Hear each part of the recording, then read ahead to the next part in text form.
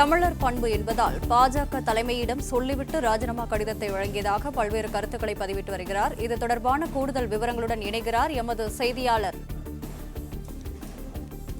நிரஞ்சன். நிரஞ்சன், வணக்கம். மேலும் விவரங்களை பதிவு செய்யுங்கள். அண்ணாமலை அவர்கள் ஒரு தெளிவான ஒரு அறிவிப்பு என்பதை தனது அந்த வீடியோவில் வெளியிட்டிருக்கின்றார்.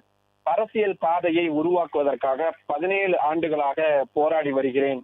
தற்பொழுது அதற்கான நேரம் கணிந்து விட்டது. அதனால் தான் இந்த வேலையை நான் இறங்கி இருக்கிறேன் என்பதையும் அவர் சொல்லியிருக்கிறார். பாஜகவில் இணைவதாக BL சந்தோஷ் அவர்களிடம் உறுதி அளித்திருந்தேன். அந்த உறுதியின் அடிப்படையில் தான் ரஜினி அவர்கள் நான் பாஜகவில் இணைய முற்பட்ட பொழுது அவரது கட்சியில் இணைய வேண்டும் என்று அழைத்திருந்தார். ஆனாலும் கூட அந்த அழைப்பை என்னால் ஏற்க முடியாமல் போயிருந்தது. சென்னை திரும்பியதும் ரஜினியை நேரில் சந்தித்து மன்னிப்பு கோரினேன் என்பதையும் அவர் குறிப்பிட்டிருக்கிறார்.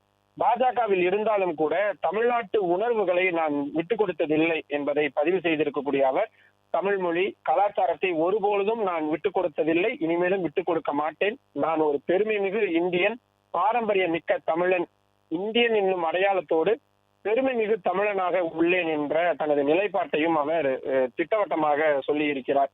தமிழர் அடையாளத்தோடு தேர்தல்களில் தனித்து போட்டியிடுவதற்காக நான் விரும்பினேன். பாஜக என்ற ஒரு கட்சியை தனி ஒரு சக்தியாக தமிழ்நாட்டில் உருவாக்க வேண்டும் என்ற ஒரு விருப்பத்தில் இருந்தேன்.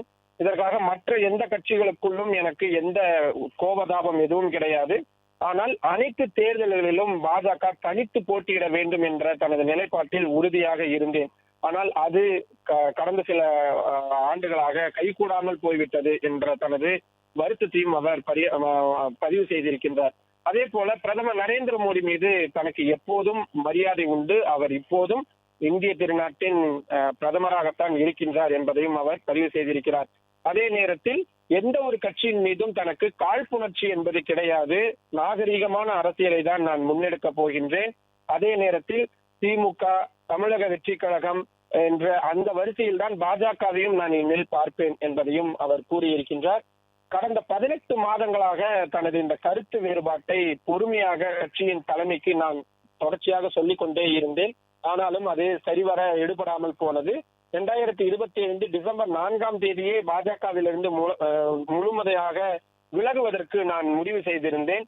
ஆனாலும் தேர்தலை முடித்துவிட்டு, அதாவது 2026 சட்டமன்ற தேர்தலை முடித்துவிட்டு அதற்கு பிறகு பார்க்கலாம் என்று பாஜக தேசிய தலைமை சொன்னதனால்தான் தொடர்ச்சியாக தேர்தலில் பிரச்சாரங்களில் தீவிரமாக ஈடுபட்டு வந்தேன். ஆனால் தற்பொழுது சரியான நேரமாக அமைந்திருக்கிறது. அதனால் ஒரு அரசியல் இயக்கம் என்பதை தொடங்க இருக்கிறேன் என்பதையும் அவர் குறிப்பிட்டிருக்கிறார். தமிழ்நாட்டில் அடுத்து நடைபெறும் தேர்தலில் நமது இயக்கம் போட்டியிடும் என்பதையும் அவர் கூறியிருக்கின்றார். தமிழ்நாட்டில் நிறைய தலைவர்களை உருவாக்க வேண்டிய தேவை ஏற்பட்டிருக்கிறது. தொழில்நுட்பம் தெரிந்தவர்கள் அரசியலுக்கு வர வேண்டும். பல்வேறு உலக நாடுகளில் பல்வேறு முக்கியமான நிறுவனங்களில் தலைமைச் செயல் அதிகாரியாக முக்கியமான பொறுப்புகளில் தமிழர்கள் இருக்கிறார்கள். அவர்களுடைய பங்களிப்பு என்பது தமிழ்நாடு அரசியலுக்கும் தமிழ்நாட்டு மக்களுக்கும் தேவைப்படுகின்றது. திறமைகளை மேம்படுத்தி அரசியலில் அதை சரியான முறையில் பயன்படுத்த வேண்டும் என்ற தனது கனவை நினைவாக்குவதற்காகத்தான் நான் தற்பொழுது இந்த தேர்தல் அரசியலில் ஈடுபடுகிறேன். முதலில் அதை இயக்கமாக தொடங்குகிறேன். ஆனாலும் பொறுமையாக இருக்க வேண்டும், என்னை பின்தொடர்பவர்கள் பொறுமையாக இருக்க வேண்டும் என்பதையும் குறிப்பிட்டிருக்கிறார். அதே போல விஜயகாந்த் அவர்களது பெயரை அவர் பயன்படுத்தி இருக்கிறார். சூப்பர் ஸ்டார் ரஜினிகாந்த் அவர்களது பெயரை பயன்படுத்தி இருக்கின்றார். மிக முக்கியமாக APJ அப்துல் கலாம் அவர்களுடைய பெயரில் அவர் தனியாக அந்த இயக்கம் என்பதை நான் தொடங்கி இருக்கிறேன். கடந்த 2020ஆம் ஆண்டு முதலே வீதி லீடர்ஸ் என்ற ஒரு இயக்கத்தை நாங்கள் அனைவரும் சேர்ந்து தொடங்கினோம். அதில் கொஞ்சம் கொஞ்சமாக உறுப்பினர்கள் சேர்ந்து வருகிறார்கள். சமூக பங்களிப்பு, அதே போல சமுதாயத்திற்கு தேவையான மாற்றங்களை முன்னெடுக்கும் ஒரு அமைப்பாகத்தான் இந்த வீதி லீடர்ஸ் என்ற இந்த ஆர்கனைசேஷன் இருக்கின்றது. அதில் தன்னை பின்பற்ற வேண்டும் என்று நினைப்பவர்கள் அதில் பின்தொடரலாம் என்ற ஒரு கோரிக்கையும் அவர் வைத்திருந்தார். அவர் அந்த வீடியோவை முடித்த ஒரு அரை மணி நேரத்திற்குள்ளாகவே கிட்டத்தட்ட 1 லட்சம் பேருக்கு மேல் அதில் இணைந்திருக்கிறார்கள். ஒட்டுமொத்தமாக தற்பொழுது அந்த அமைப்பில் 1.5 லட்சம் பேர் இணைந்திருக்கிறார்கள். அந்த அளவிற்கு விரைவாக அது வளர்ந்து வருகிறது என்பதையும் பார்க்க முடிகின்றது. அது மட்டும் இல்லாமல் அரசியலில் உருவ வழிபாடு என்பதில் நான் ஈடுபட போவதில்லை. தனிநபர் துதி என்னும் அரசியலிலும் ஈடுபட போவதில்லை. சாமானிய மக்களுக்கான அரசியலை முன்னெடுக்க இருக்கிறேன் என்பதையும் கூறியிருக்கின்றார். ஒரு பிறந்த நாளுக்கு ஒரு தலைவருக்கு பிறந்த நாள் கொண்டாட்டங்களை செய்வது, ஆங்காங்கே கேக் வெட்டுவது, அன்னதானம் செய்வது போன்றவற்றை நான் செய்ய போவதில்லை.